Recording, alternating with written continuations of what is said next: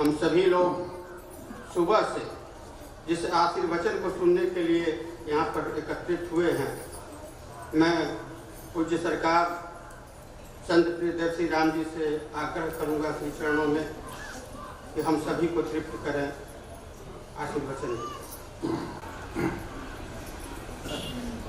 नमो शक्ति नमो शक्ति नमो शक्ति नमो शक्ति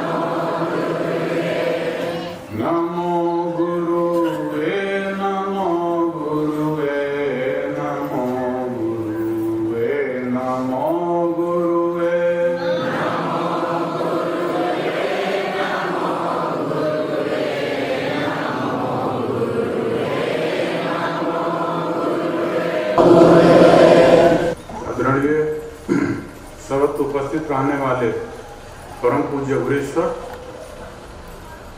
सामने में उपस्थित सभी धर्म बंधुगण, माताएं, बहनें एवं प्यारे बच्चे बच्चियां,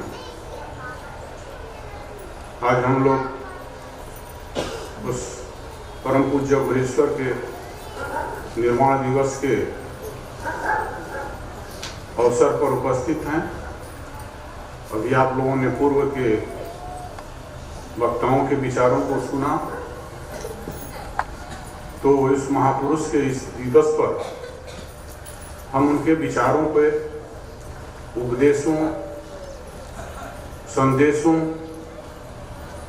को और आदेशों को भी दृढ़ संकल्प के साथ अपने जीवन में उतार कर अपने जीवन का कल्याण कर सकते हैं। उस महापुरुष जी ने जो जीवन में कठोर साधनाएं की, वैसे जन्म से ही वे सिद्ध थे, क्योंकि सिद्धि एक जन्म की चीज नहीं होती, अनेक जन्म संग सिद्धि कहा गया। उतना कम उम्र में घर को त्याग करना आम लोगों की बात नहीं हो सकती है। उसमें उनमें पहले से ही इस तरह के ज्ञान थे जो उतनी कम उम्र में ही बोध हो गया कि यह संसार मिथ्या है, इसमें अपने जीवन को निरर्थक गंवाने के बजाय उससे सत्य के अनुसंधान की तरफ चलना चाहिए। और उन्होंने गृह को परित्याग कर कठोर से कठोर साधनाएं की, विंध्य की पहाड़ियों में, महरौरा के श्मशानों में, और आत्मानुभूति कर या ब्रह्मानुभूति कर, जो भी कहें दोनों एक ही बात होता है।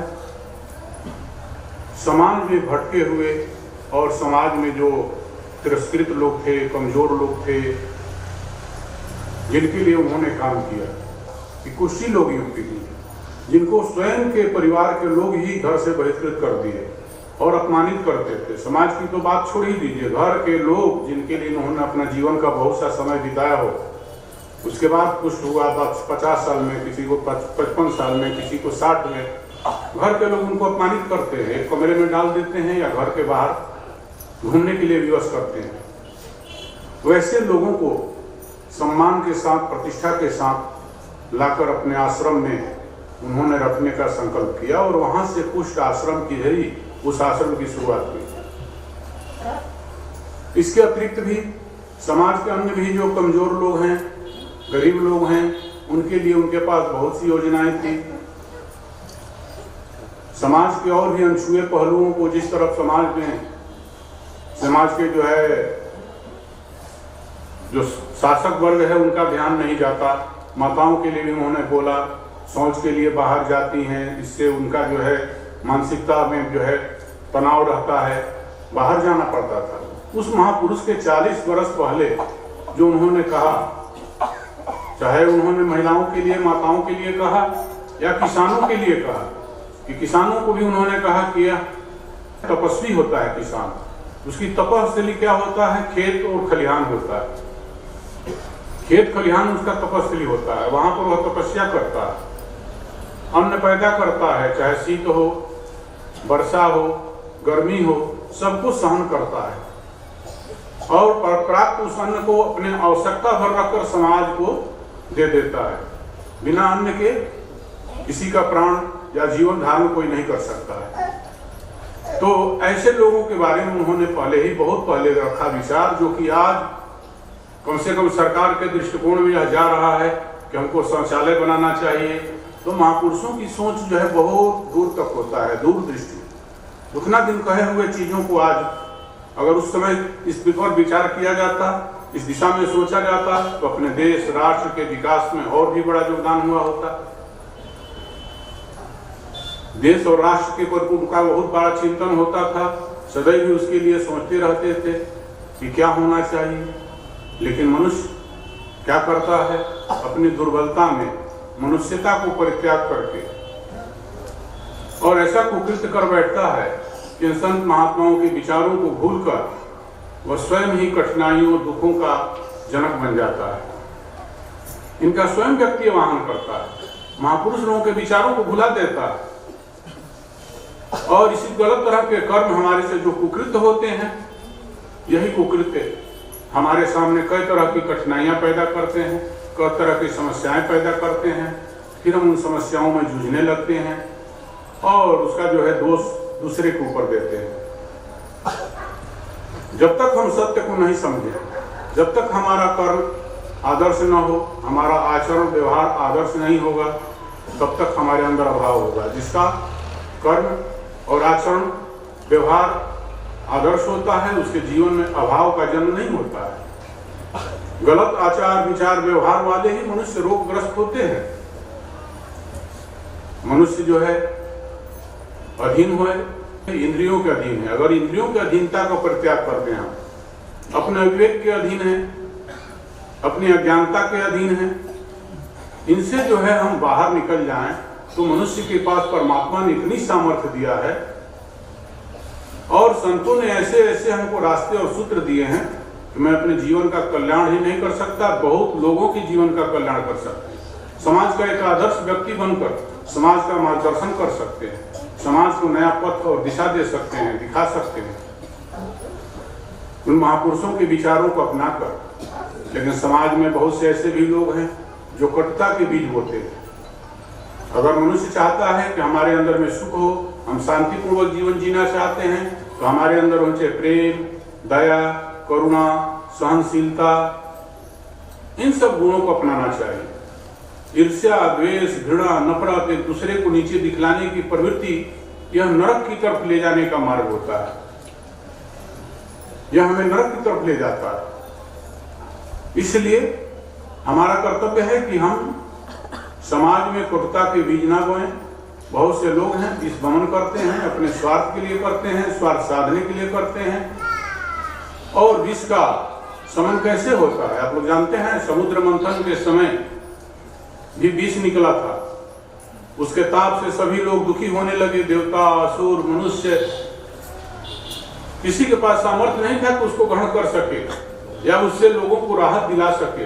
भगवान शिव ने उसको ग्रहण किया और समाज को राहत दिया। उनके एक मुख अघोर है, अघोर का शुरुआत उन्हीं से होता है और वही अघोर आज समाज में फैले हुए उस विषाक्त वातावरण को जाति पाति छुआछूत ऊंच नीच की भावनाओं से ऊपर उठकर सबको समता के भाव में ले चलने की प्रयास करता है और यही संदेश देता है कि हम सभी लोग एक साथ मिलकर अगर कार्य करते हैं, एक पारिवारिक माहौल बनाकर काम करते हैं, तो हम देश राष्ट्र के विकास में बहुत कुछ कर सकते हैं। अपने समाज के विकास में, अपने परिवार के विकास में या अपने क्षेत्र के विकास में भी हम बहुत बड़ा योगदान कर सकते हैं, क्योंकि यह कटुता हमारी में दूरियां पैदा कर रही है और इसका समन अघोर ही कर रहा है और करने के लिए पूर्ण रूप से प्रयत्नशील है। तो बंधुओं, हम लोगों का क्या कर्तव्य है ऐसे परिस्थिति में? देखिए, एक छोटा सा दृष्टांत है उपनिषद का। एक बार जो है देवता लोग, असुर लोग और मनुष्य तीनों मिलकर प्रजापति के पास गए और उनसे प्रार्थना की कि आप हम लोगों को कुछ उपदेश कीजिए। देवताओं को बुलाया पहले उन्होंने और उनको कहा सिर्फ 10 शब्द बोला और कुछ देर के बाद पूछा देवताओं से कि क्यों आप लोगों ने इसका अर्थ समझ लिया? तो देवताओं ने कहा कि हाँ, हमने समझ लिया है, क्योंकि हमारा स्वर्ग लोग भोगों से भरा हुआ है, भोगों से लिप्त है हम लोगों का जीवन। भोग में ही हम लोग लगे रहते हैं, रात दिन भोग भोगते रहते हैं और भोग भोगते भोगते हमारे पुण्य का क्षय होता है तो हम लोग स्वर्ग लोक से नीचे गिरकर चले जाते हैं।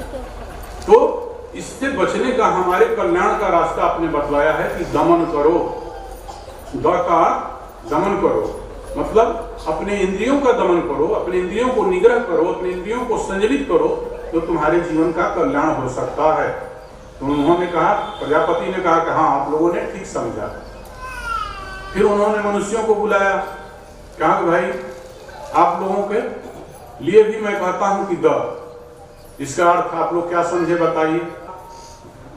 मनुष्यों ने कहा कि देखिए, हम लोगों का जीवन संग्रही है, हम लोग भोगों का संग्रह करते हैं, जितना ज्यादा हो सके संग्रह करने की आदमी कोशिश करता है। मनुष्य कितना धन जुटा ले, कितना जो है पैसा जुटा ले, कितना जमीन जुटा ले, कितना मकान ईंटा पत्थर जोड़कर बना ले। क्यों? कि हमारी आने वाली कोई पीढ़ी कुछ नहीं भी काम करे तो बैठ कर खा सके। और क्या इसका उद्देश्य है? अरे बंधु, आपके जीवन का तो कोई भरोसा नहीं है, कितने दिन तक जीने वाले हैं। आज रात में सोएंगे, कल सुबह सही उठेंगे कि नहीं उठेंगे, इसकी कोई किसी के पास गारंटी नहीं है बंधु। लेकिन सामान इकट्ठा करता है 100 वर्ष का, योजना बनाते हैं। यहाँ 2 दिन की ठिकाना नहीं है, 100 वर्ष की करते हैं और आने वाली 2-3 पीढ़ी के लिए करते हैं। क्यों इतना संग्रह करते हैं? क्या आपको आने वाली पीढ़ी पर विश्वास नहीं है? हम लोग का धर्मशास्त्र कहता है कि बाढ़े पुत्र पिता के घर में, खेती उपजे अपना कर्म। अरे माता पिता के पुत्र धर्म कर्म से आने वाली पीढ़ी का विकास होता है, बच्चों का विकास होगा। आप उसको क्यों समझते हैं कि हमारा बच्चा निकम्मा ही होगा, नहीं काम करेगा, हमके लिए धन दे दें? आप धन क्यों देना चाहते हैं? तो संग्रह, उन्होंने कहा कि संग्रह, हम लोग संग्रही हैं, इसलिए आपने कहा कि तुम्हारा कल्याण इसी में है कि तुम दान करो, जरूरतमंद को दो, ज्यादा संग्रह मत करो, धर्म और कर्म करो, धर्म कर्म में खर्च करो, परोपकार करो, लोगों के लिए काम करो, यह दान करना है। परोपकार करेंगे, अच्छा कार्य करेंगे, दीन दुखी गरीबों के लिए खर्च करेंगे। कहां से खर्च करेंगे? हम नहीं कहते कि आप अपने बच्चों के जो है आवश्यकताओं को मारकर किसी को दीजिए, लेकिन हम यह कहना चाहते हैं कि उस महापुरुष ने क्या कहा, फिजूल खर्ची रोको। फिजूल खर्ची से तुम बचाओ धन को, फिजूल खर्ची से पैसा रोककर आप दूसरे को दे सकते हैं, किसी जरूरतमंद को। शादी विवाह में देखिए कितना खर्च होता है और अंत्येष्टि में कितना खर्च होता है। या क्या खर्च है? दिखावे के लिए, आप अपने को महान बनने के लिए खर्च करते हैं। एक दिन में 10 लाख 20 लाख लोग खर्च करते हैं मेहनत से उपार्जन धन को। उस धन से अगर हम चाहें तो 2-4 गरीब बच्चियों का शादी करा सकते हैं, जिसका शादी किसी कारण से नहीं होता, उससे ज्यादा पुण्य मिलेगा, आपके बच्चे को भी मिलेगा, जिसके भविष्य के लिए आप चिंतित हैं। उस पुण्य के प्रताप से वो भी आगे बढ़ेंगे, कर्मठ बनेंगे, पुरुषार्थी बनेंगे, आपके संचय धन को आगे बढ़ाएंगे। नहीं तो संचय धन को भी जो है लुटा देने वाले होते हैं। अगर गलत कार्य करने वाले निकल गए, गलत दिशा में भटक गए, अच्छा संस्कार आपने उनको नहीं दिया, शिक्षा देकर महान बना दिए, संस्कार अच्छा नहीं दिए, तो वे गलत हो सकते हैं, गलत कर सकते हैं।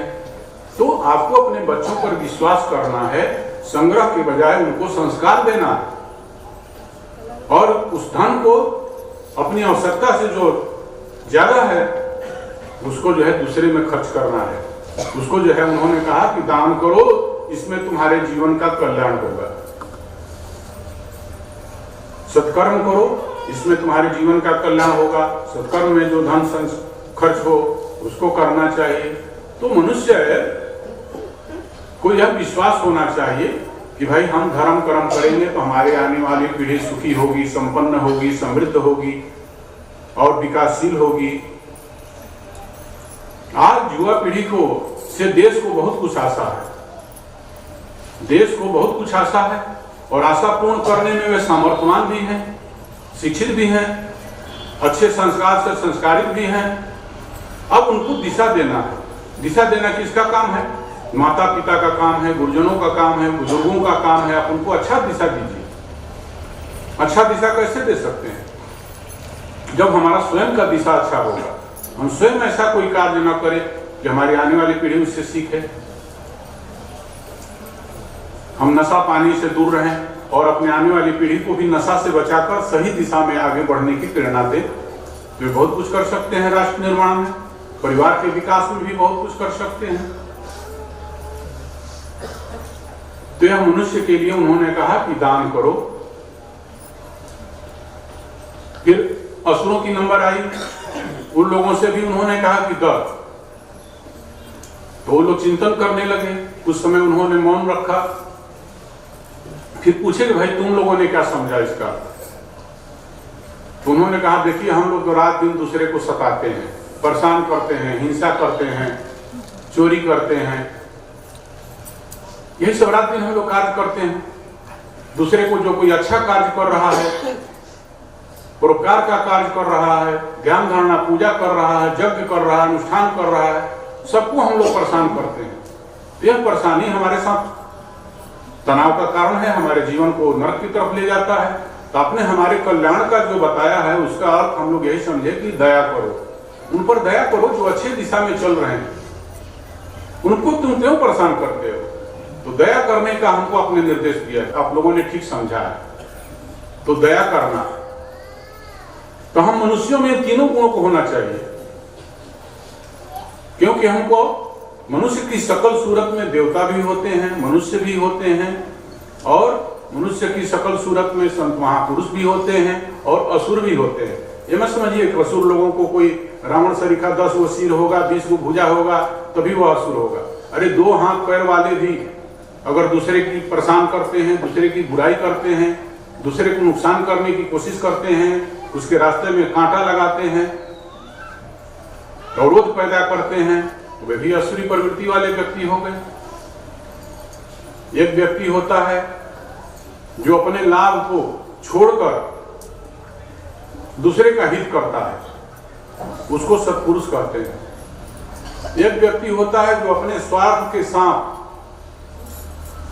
लोकहित के कार्य के लिए प्रयत्नशील रहता है, उसको सामान्य मनुष्य कहते हैं। एक होता है अपने लाभ के लिए दूसरे का नुकसान पहुंचाता है, यही व्यक्ति नीच मनुष्य होता है। इसी को असुर की संज्ञा से संबोधित किया जा सकता है। तो हमें अपने कर्तव्य पथ पर चलना है, दूसरे को लिए कुछ नहीं करना है, संयमित जीवन जीना है, और अपनी इंद्रियों को क्या करना है, इंद्रियों की गुलामी से, पराधीनता से बाहर निकलना है। तो इंद्रियों की गुलामी से, पराधीनता से हम बाहर कैसे निकल सकते हैं? जब हम संत महात्मा महापुरुष के सानिध्य में बैठेंगे, उनके विचारों का अभ्यास करेंगे, उन्होंने जो हमें संदेश दिया है, जो हमें आदेश दिया है, जो हमें ज्ञान दिया है, उसका हम अभ्यास करेंगे, तभी तो हम इंद्रियों की गुलामी से निकल सकते हैं। या फिर हम उनसे पूछेंगे, लेकिन पूछने वाले तो बहुत कम होते हैं। मैं तो देखता हूँ संत महात्मा के पास जाते हैं तब ये नहीं पूछते हैं कि मेरा मन कैसे नियंत्रित होगा, मैं इंद्रियों की गुलामी से कैसे जाऊंगा। आप तो और गुलामी की बात ही मांगते हैं कि मेरी अब क्या होगा, मेरा तो नाती नहीं है, मेरा तो पोता नहीं है, मेरा धन संपत्ति कारोबार कमजोर हो गया है, मैं कैसे आर्थिक उन्नति करूंगा। आप इसकी बात करते हैं, तो कैसे आप इंद्रियों की गुलामी से बाहर जा सकते हैं? गुलामी की बाहर जाना है तो हमें उनके वचनों से श्रवण जो है, वाणी को कहा गया कि तात स्वर्ग अपवर्ग सुख धैर्य तुलाई के अंग तूल नताही सकल मिली जौ सुख लव सत्संग। अरे सत्संगति में जाने से एक क्षण का जो आनंद होता है, वह 7 स्वर्ग और अपवर्ग मोक्ष दोनों का तुलना उससे नहीं किया जा सकता है। एक तुलना उसको रख दीजिए, 7 स्वर्ग के सुख को, एक तरफ मोक्ष को रख दीजिए, फिर भी जो है सत्संगति में बैठने से जो एक क्षण का जो सुख होता है, आनंद होता है, उसका पलड़ा नीचे दब जाएगा, भारी हो जाएगा। सठ सुधरही सत्संगति पाई पारस परस उधात सुहाई। 60 मनुष्य भी न गलत रास्ता चलने वाला भी निरंतर सत्संगति में जाए तो उसमें परिवर्तन आ जाता है, उसमें सुधार आ जाता है। क्यों सुधार आ जाता है? माता पिता भी कहते हैं क्यों सुधार नहीं आता है? अरे अच्छे रास्ते पर चलने वाला, सत्य पथ पर चलने वाला, सत्य के वचन बोलने वाला व्यक्ति जब बोलता है तो उसके वाणी को, इसके हृदय को स्पर्श करता है उसकी वाणी, और उसके हृदय में परिवर्तन आता है। इसी तरह कहा गया कि मज्जन फल पे खेत काला काक होए पिक बकऊ मराला सुनिया चर्च करो मत कोई सत्संगति महिमा नहीं गोई। सत्संगति में स्नान करने का और एक नदी में स्नान करने का, नदी में स्नान करने से आपकी बाहर पवित्रता आ जाएगा, लेकिन सत्संगति में जो गोता लगाता है, काक होए पिक, काक माने कौआ, पिक माने कोयल। कौआ और कोयल में क्या अंतर होता है? दोनों काला होता है, देखने में समझने पे ही भ्रम हो जाएगा, लेकिन जब बोलेगा तो एक का वाणी कर्कश होता है, दूसरे का वाणी मधुर होता है। आवाज सुनने पर आप समझ जाइएगा कि किसकी वाणी है। तो अंतर क्या है दोनों में? बस मधुरता और कठोरता। तो जब मधुर हो जाए तो हम सुधर गए, कोयल हो गए। इसी तरह से मनुष्य की वाणी में मधुरता आ जाए, सहनशीलता आ जाए, प्रेम आ जाए, सबके लिए दया भाव आ जाए, तो परिवर्तन हो गया।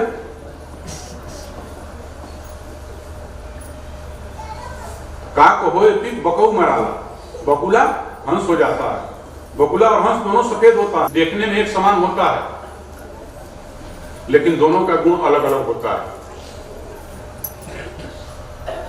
एक क्या करता है, नीर क्षीर विवेकी होता है, मतलब समाज में जो गुण दोष है उसको दूर करके गुण को ग्रहण कर लेता है और अवगुण का परित्याग कर देता है।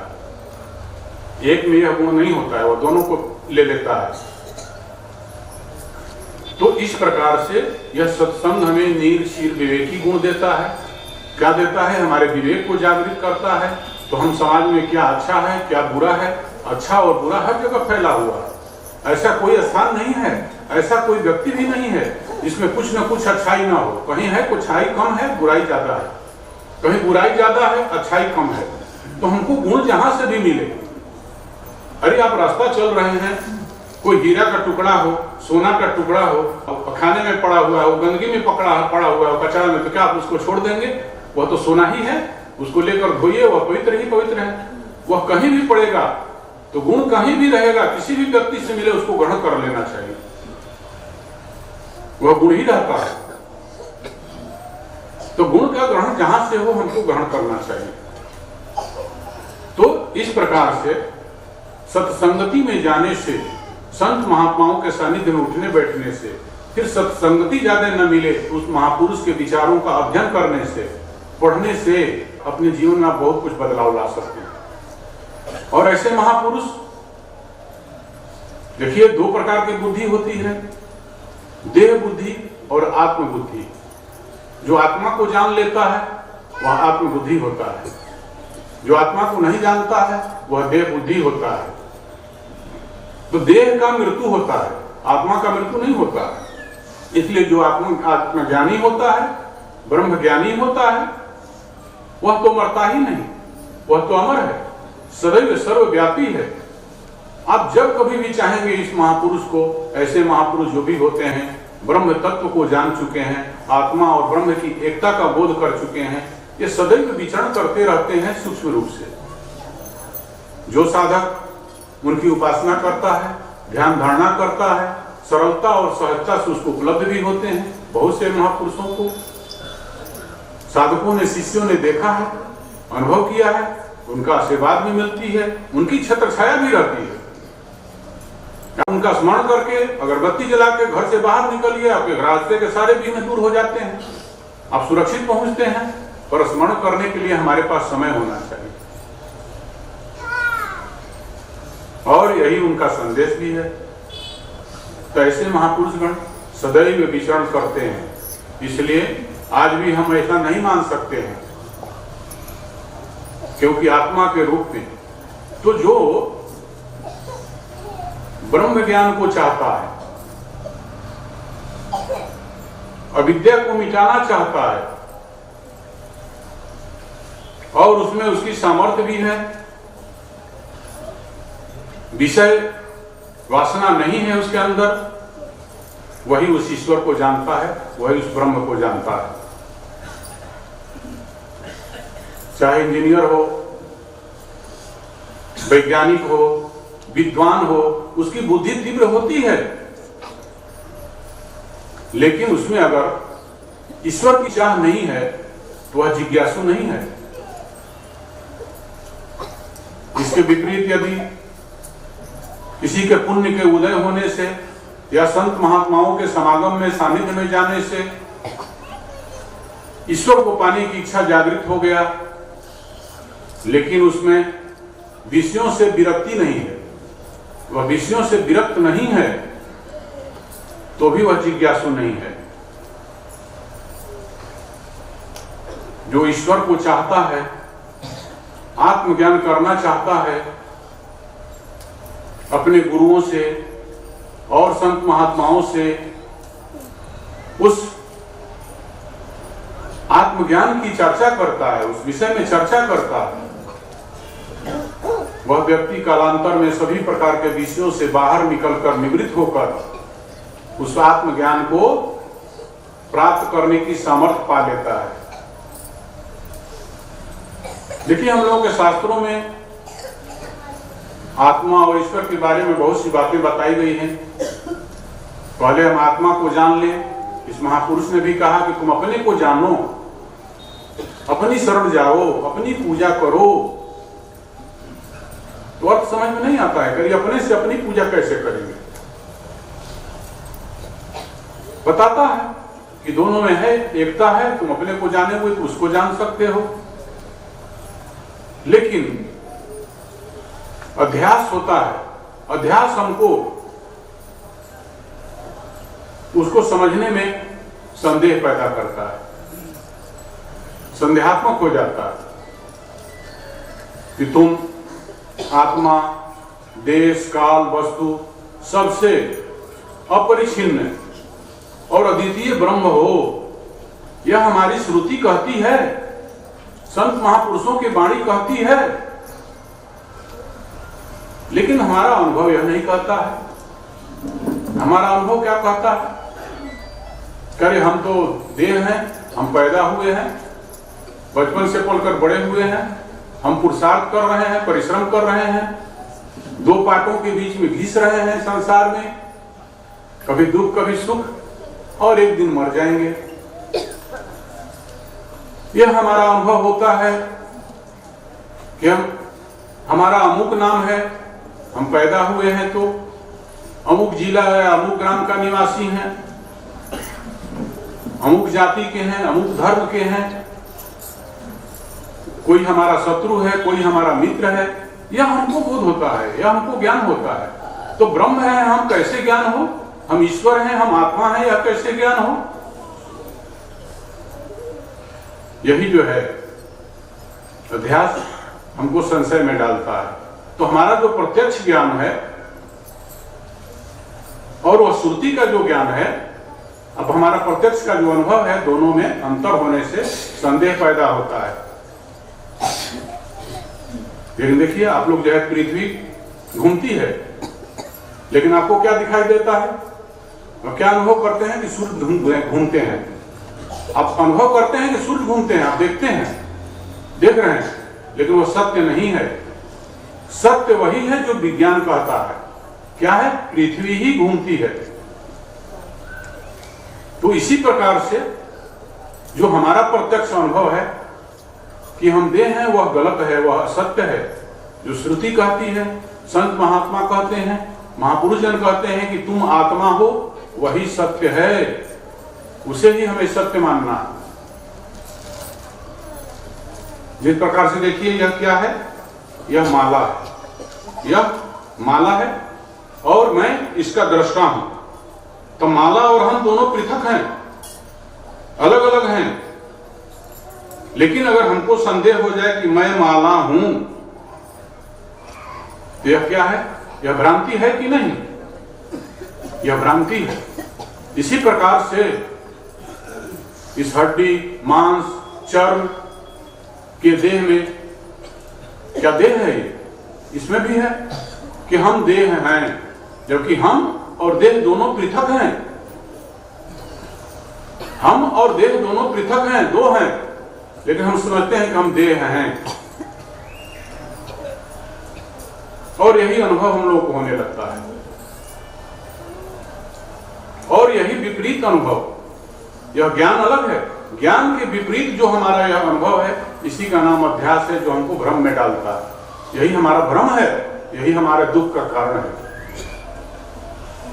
इसी भ्रम को छुड़ाने के लिए उस महापुरुष जी ने बहुत से उपदेश दिए, जो साहित्य में संकलित भी है, बहुत से लोगों ने सुना भी है कि तुम समझो तुम कौन हो। और अध्यास कैसे होता है? अविद्या से। ज्ञान का अभाव अज्ञान और अविद्या होता है। तुम अपनी कामना करो, अपने को जानने की कोशिश करो, अपने को भूले हुए हो, यही अविद्या है।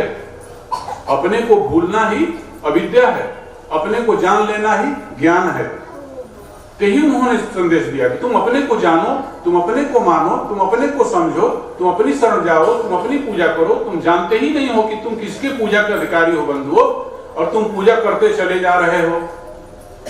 तो पूजा के फल को कैसे आप तुम सार्थक पा सकोगे? तो हमें यह अभ्यास करना है, बार बार अभ्यास करने की कोशिश करना है, अभ्यास करना है उस विचारों का, चिंतन करके, इसके लिए विचार चिंतन ही इसके लिए मार्ग है जो हमको संशय से बाहर निकाल सकता है। हमें तो संशय सर्प ग्रसेव महिताता, किए कुतर्क तर्क बहुग्राता। संशय तो किसको ग्रस लिया था? गरुड़ जी को, जो भगवान के साथ रहते हैं, उनको भी संशय ग्रस लिया हुआ। जो भगवान के साथ हमेशा रहते हैं, भगवान उनको सवारी करते हैं विष्णु जी, और वह जाकर के राम जी को वहां काटे नाग फांस, तो उनको लगा कि तो सामान्य मनुष्य है, हमारी इनको मदद की जरूरत पड़ी। यही भ्रम उनको कितने जीवन तक भटका दिया। तो संशय जो है मनुष्य को भटकाव पैदा करता है।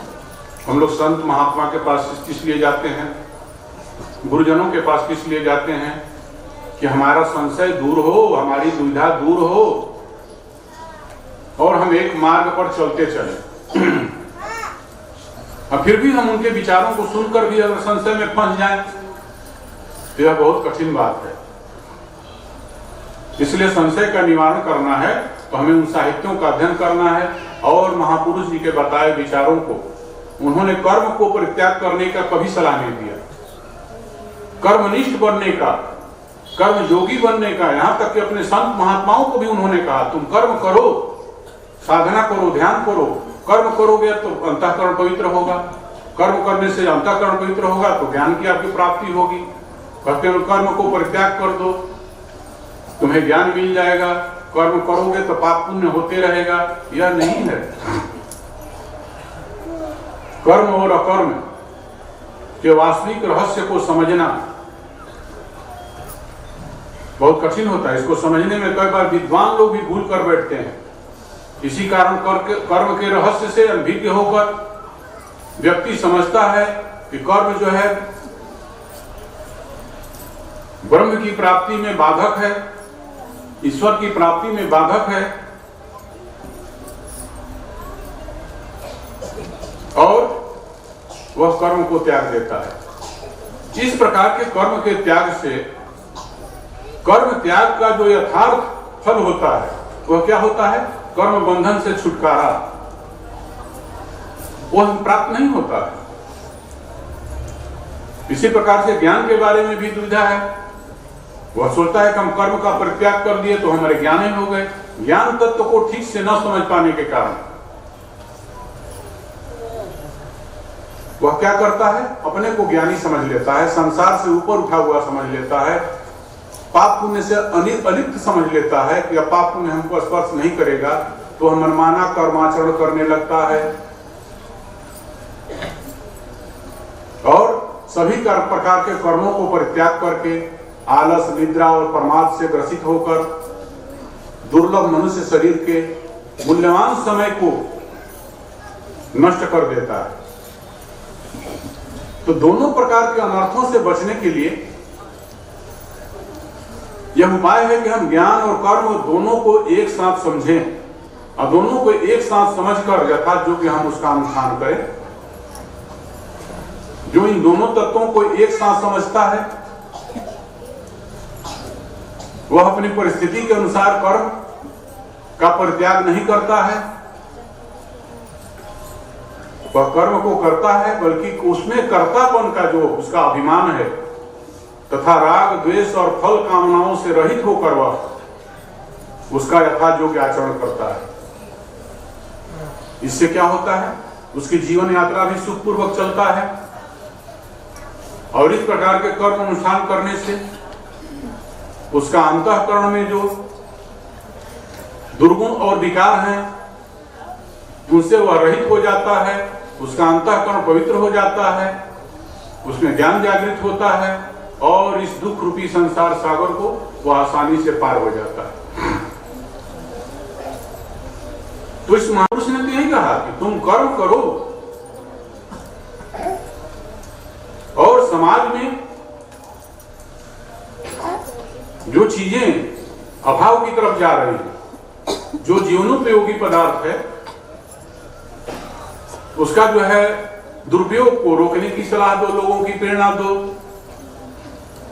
और उसके उपलब्धता को बढ़ाने के लिए भी तुम काम करो।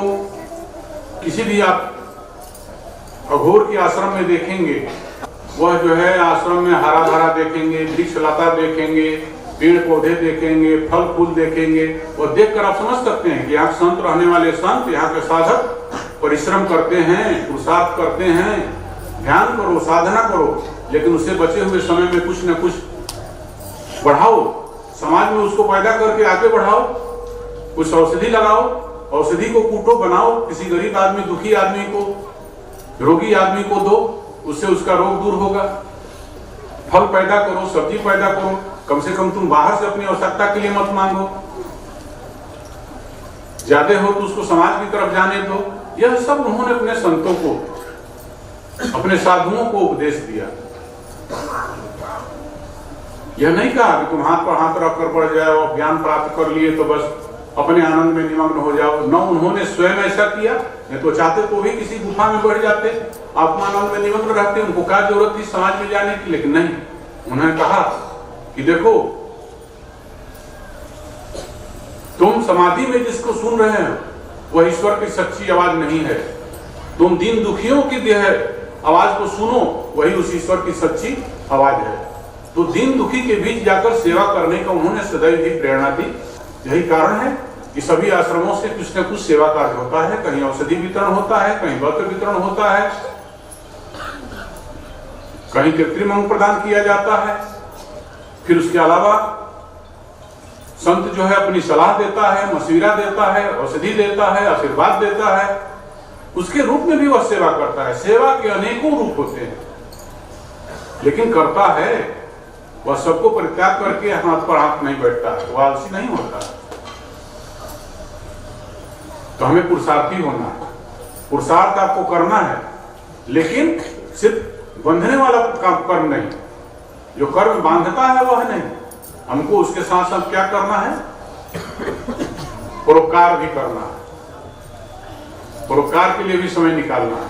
तभी हम इस संसार की वास्तविकता को, सच्चे आनंद को प्राप्त कर सकते हैं।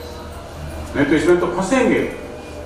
यह संसार, इसके लिए भगवान ने कहा पार्वती जी से, शंकर जी ने, कि उमा कहो मैं अनुभव अपना, सत हरि भजन जगत है सपना। ईश्वर का भजन जो है वही सत्य है, और जगत जो है स्वप्नवत है। यह कब चला जाएगा, कब समाप्त हो जाएगा। जिस तरह से आप सपने में बहुत तरह की चीजें देखते हैं, नींद खुलते ही सारा स्वप्न विलुप्त हो जाता है। इसी प्रकार आप ये सब देख रहे हैं, यह सब माध्यम है। इसके माध्यम से सदुपयोग करके आप कुछ कर सकते हैं तो आगे बढ़िए।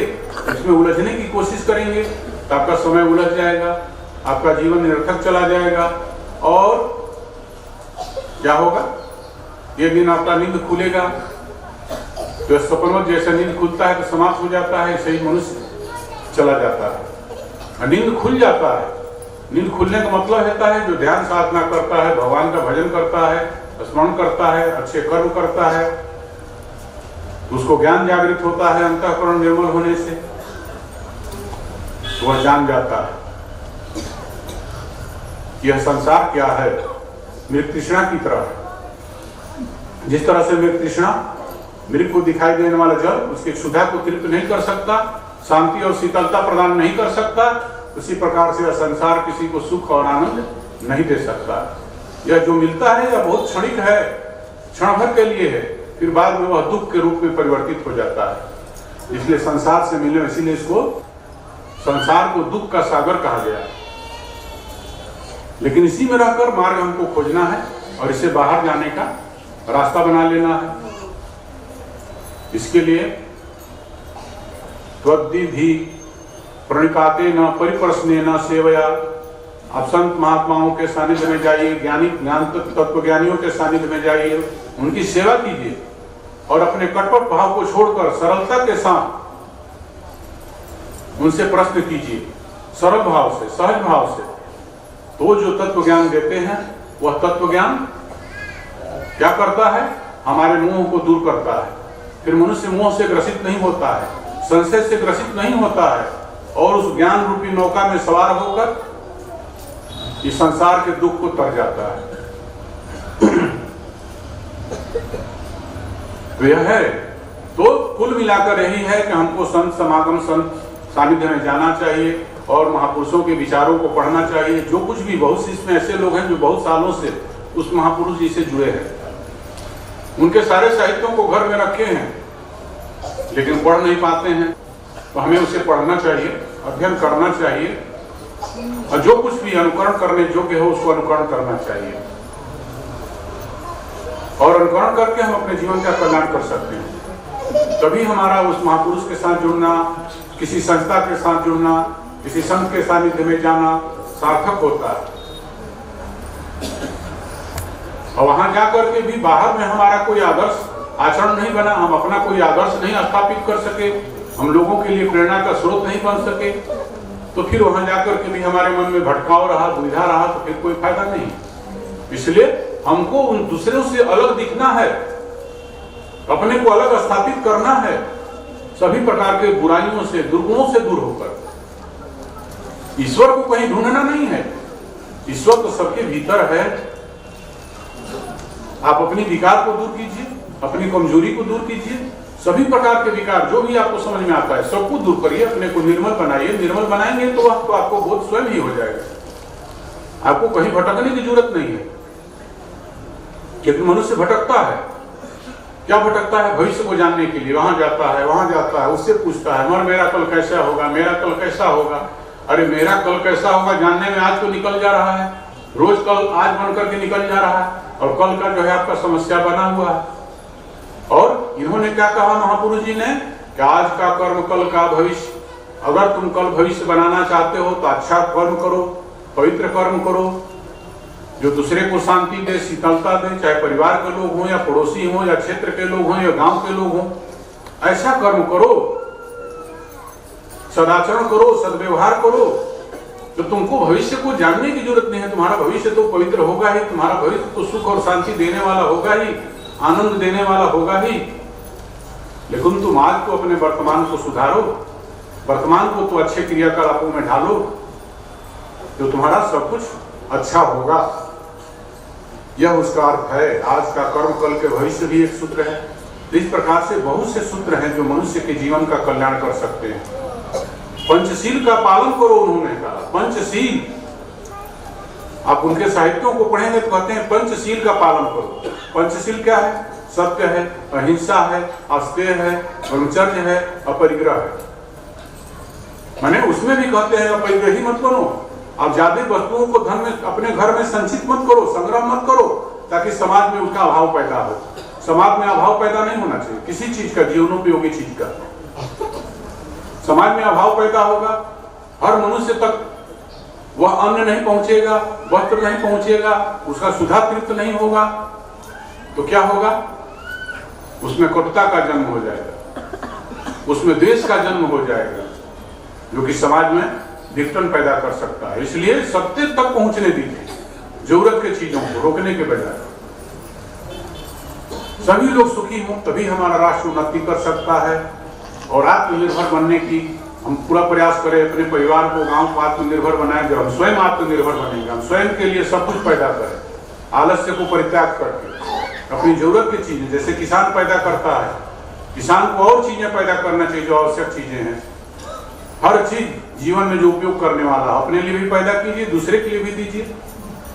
आपकी तपस्या आपके जीवन में अवश्य काम आएगा, आने वाला भविष्य आपका उज्जवल होगा। लोग आपके सोचेंगे, भले अपने संगठन नहीं है किसान लोगों में, इसीलिए उनकी बातें सरकार तक बहुत आसानी से नहीं पहुंचती है। दूसरे लोग संगठन बनाकर अपनी बात मनवा लेते हैं, लेकिन किसान लोग बेचारे बहुत दिन से ठगे जा रहे हैं। लेकिन वर्तमान में दिख रहा है कि थोड़ा रुझान सरकार का किसानों के प्रति है। ये अच्छी बात है, बहुत प्रसन्नता की बात है।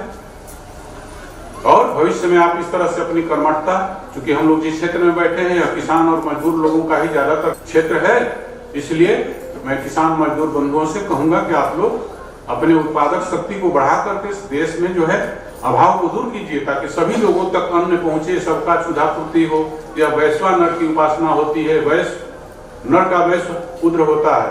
क्षुधा तृप्त होगा तो कहा गया क्षुधा पीर सह सके न जोगी। संत महात्मा भी आपके अन्न को खाते हैं, पशु पक्षी भी आपको अन्न के खाकर जीवित रहता है, सभी तक आपका अन्न पहुंचता है। वह संत भी, वह जो है जब त्याग तपस्या करता है, तो जो कहा गया है ना कि आखिरी में जो है मनुष्य जो है कर्म जो माला फेरते हैं उसका 8 दाना किसके लिए है? उसका 8 दाना जिसका जिसका आपके जीवन में ऋण है, सबका ऋण चुकाने में जाता है। वह माता का ऋण हो, पिता का ऋण हो, गुरु का ऋण हो, देश का ऋण हो, देश के शासक का ऋण हो, पृथ्वी का ऋण हो या पूर्वजों का ऋण हो, राष्ट्र का भी ऋण होता है। तो आप अच्छा कर्म करते हैं, आपका अन्न खाकर जो भी पूजा करता है, पाठ करता है, ध्यान धारणा करता है, संत सन्यासी भी हैं, उनके कर्म से, उनके पुण्य का अंश भी आपको किसी न किसी रूप में अवश्य ही प्राप्त होगा। उससे आपको सद्बुद्धि आएगी, सद्विवेक आएगा, सद्विचार आएगा, ताकि भविष्य में आपके जीवन में भटकाव न हो। और हमारा जीवन इतना स्वच्छ और निर्मल बनाना है कि हमारी आने वाली पीढ़ी भी उस निर्मलता से अपने जीवन को निर्मल बनाकर राष्ट्र निर्माण में योगदान कर सके। इसी के साथ मैं आप लोगों से यही विश्वास करूंगा कि आप आज के दिन यह दृढ़ संकल्प करेंगे कि जो महापुरुष के विचार हैं उसको दृढ़ता के साथ और जीवन में अपनाएंगे। नशा को अपने जीवन से पूर्णतः परित्याग करेंगे, चाहे किसी प्रकार का नशा हो। नशा भी एक विष है जो शरीर को बर्बाद करता है, रोगों को जन्म देता है, फिर बहुत धन संपत्ति खर्च करने पर भी इलाज नहीं होता है। कैंसर के अस्पताल में बहुत से लोग जाते हैं, बड़ा दुख होता है। लोग बोलते हैं कैसे हो गया, घाव हो गया, खैनी खाते थे तो वहां खाते थे, गुटखा खाते थे तो वहां खाते थे, पान खाते थे। भैया ये सब काम क्यों कर रहे हैं आप? जहर को पैसा से खरीद के क्यों ला रहे हैं? इसको तो परित्याग कीजिए। हर बुराई को परित्याग के साथ साथ नशा का भी परित्याग करना है। आज यह भी आप लोग दृढ़ संकल्प कीजिए, जितने लोग हैं। अगर करेंगे तो आपका जीवन में अवश्य ही कल्याण होगा, नहीं करेंगे तो भाई कोई जबरदस्ती तो नहीं है, लेकिन मैं आपसे निवेदन कर रहा हूँ कि आप हर प्रकार के नशा से घर से निकालिए, ताकि आने वाली पीढ़ी भी नशा में न जा सके और आपका शरीर रोग रहित हो। क्योंकि यह साधन धाम मोक्ष कर द्वारा, पाई न जही परलोक सवारा, सो परत्र दुख पावई, सिर धुन धुनि पछताए, काल नहीं कर्म ही ईश्वर ही मिथ्या दोष लगा। फिर काल को कर्म को मिथ्या दोष लगाएंगे। साधन मिला परमात्मा की तरफ से, साधु इसके अंदर ही साध्य बैठा है, जिसको साधना है साधिए। इसके माध्यम से आप इसकी सुरक्षा कीजिए, रक्षा कीजिए। क्यों इसको जो है विष खा करके, विष का सेवन करके आप बर्बाद करना चाहते हैं, असमय मौत के घाट उतरना चाहते हैं, जाना चाहते हैं? इसको बचाइए, सुरक्षित रखिए और इसके माध्यम से इस भवसागर को पार हो जाइए। और नहीं पार होंगे तो कहते हैं जो न करे भवसागर नर समाज पाए। जो इसको प्राप्त करके नहीं पाता है वह आत्मा को हनन करने वाला, आत्महत्या करने वाला जिस व्यक्ति को प्राप्त होता है उसी में आपको भी जाना पड़ेगा। इसलिए बंधुओं, इस मनुष्य शरीर का सदुपयोग करके हमको अपने जीवन का कल्याण कर लेना है और इस महापुरुष जी के बताए रास्ते को स्वीकार कर अपने जीवन के कुरीतियों को, विकृतियों को और समाज के भी जो कुरीतियां विकृति हो उसे भी दूर करने की कोशिश करना है। पुण्य कमाइए, पुण्य अर्जन करने के लिए कहती हैं सर्वेश्वरी। पुण्य दान करो, पिंड दान नहीं, पुण्य दान। पुण्य का दान कीजिए, आपका भी जीवन स्वस्थ होगा। और आपके पूर्वज लोग जो छत्रछाया के रूप में गए हैं, ऋषि महर्षि हैं, चाहे आपके पूर्वज रहे हों, माता पिता पितामह, वो लोग भी बड़ी प्रसन्नता का अनुभव करेंगे आपके क्रियाकलाप को देखकर, आपके पुण्य के काम को देख करके, सत्कर्म को देख करके। उनको भी आशीर्वाद हमको मिलेगा ऊपर से। बस इन्हीं के साथ मैं अपने वाणी को विराम देता हूँ। आप लोगों में बैठे हुए उस ईश्वर को, आत्माराम को, उस अवरेश्वर को प्रणाम करता हूँ। छोटे से कीर्तन के साथ हम लोग अपना कार्य समाप्त करेंगे। स्वात्मा राम आत्मा राम आत्मा राम आत्मा राम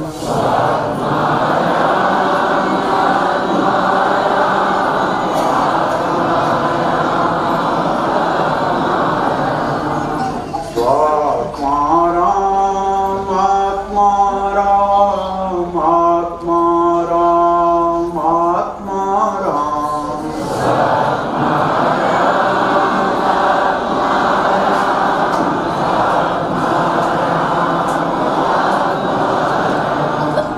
स्वात्मा राम आत्मा राम आत्मा राम आत्मा राम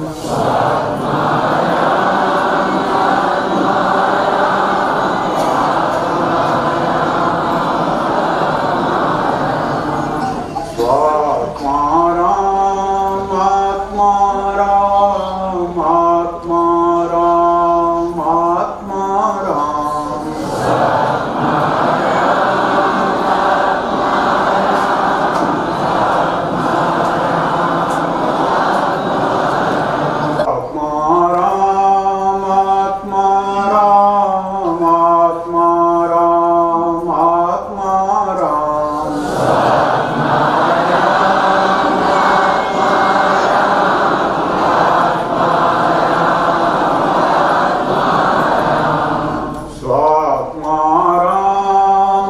स्वात्मा